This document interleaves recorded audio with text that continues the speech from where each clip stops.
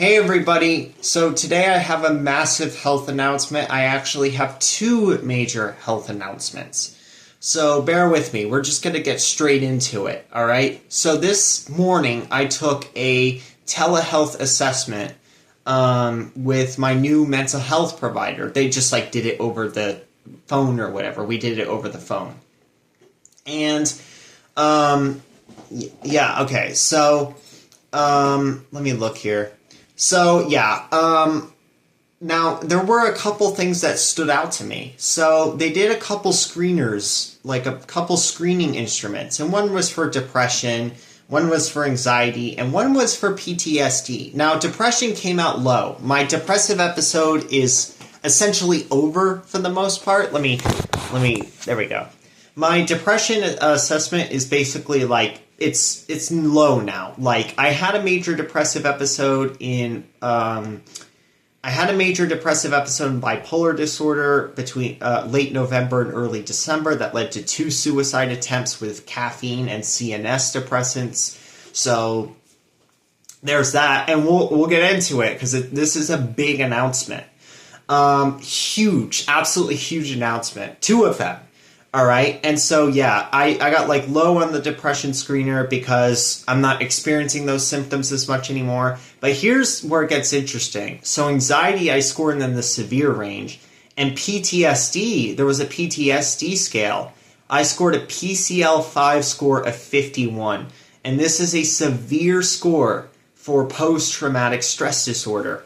So the probable PTSD cutoff score is 31 through 33 for PTSD. 31 through 33. I scored a 51. So I'm at a severe level, right? And so as of right now, I'm working with the mental health office, and we'll be discussing, or we'll be keeping an eye on my health on potentially getting this new mental health diagnosis of PTSD, because I may end up having it from the attempts, because I am exhibiting a lot of the symptoms. Now, interestingly, when I talk about this, online, I find it kind of therapeutic. I find it kind of like a little break, I'm able to get what's on my mind constantly out. And so I know it doesn't look like I'm struggling that much, but I'll just give the analogy that I'm in a fighter jet right now. You know how you take off in a commercial airplane and your organs are weird, and you get this weird feeling, and your legs and stuff, you're falling out of a building or you're taking off in a commercial airplane. I feel like I'm in a fighter jet going really fast, breaking this sound barrier, and just a bunch of G-forces are being exhibited on me. I'm having severe dissociative problems. I'm having, I can't get it off my mind that I could have died those couple times. I'm minimizing the trauma. I'm doing all of the textbook things that somebody with PTSD has for the most part. And I'm not too familiar with this disorder. I know the DSM-5, the criteria for a manic episode or a major depressive episode, just like that. I don't know much about PTSD or what extent it affects people, because I never really thought I could develop PTSD. But as of right now, I don't have PTSD diagnosed. We are in the middle of that evaluation being considered. The second piece of news, this is a lot more interesting. It may turn out that not only am I getting a mental diagnosis added, I'm getting a physical diagnosis tied to the mental diagnosis added as well. So it started off in about teenage years. I kind of have always felt a little dizzy while standing a lot of the time, or I'll get up and all of a sudden, I feel really dizzy, and I'll sit down and I'll feel better for the most part, right? And I'm thinking, okay, it's whatever throughout my teen years. And it's been getting worse over time. So I'm now in my 20s, or it's getting more noticeable at least, right? I'm in my 20s. I'm 21 years old. I have this pulse oximeter right here, right? And I've had I just went into the emergency room the other day, and they took an EKG and whatever, and they said, you know what, your heart looks good. And so I'm thinking, like, well, I just felt like I was dying, you know, in this panic attack. Like, I felt like I was fucking dying. Like, and my heart rate is all normal laying down, like it's in the 80s or whatever. And so I'm thinking, like, there's something that's not right, because, you know, whenever I go for a walk, for example, a lot of the times I'll feel like fucking shit. It's not every time, but it's a lot of the time. And so I'm thinking, like, today, like, how does this make any sense? I had 99% O2 when I was in the ER, and I had a, like, 100 heart rate at first. It went down to, like, 80, you know, but it was mostly 100 for most of the time until I laid down. So I'm thinking, like, you know, like, how can this be? How can there be nothing wrong with my heart? And so I get up today, and I'm walking around the lake, and I'm kind of feeling my pulse, and my pulse feel like it's going like 2.5 to 3 beats per second, right? So about 150 to 100 beats per minute.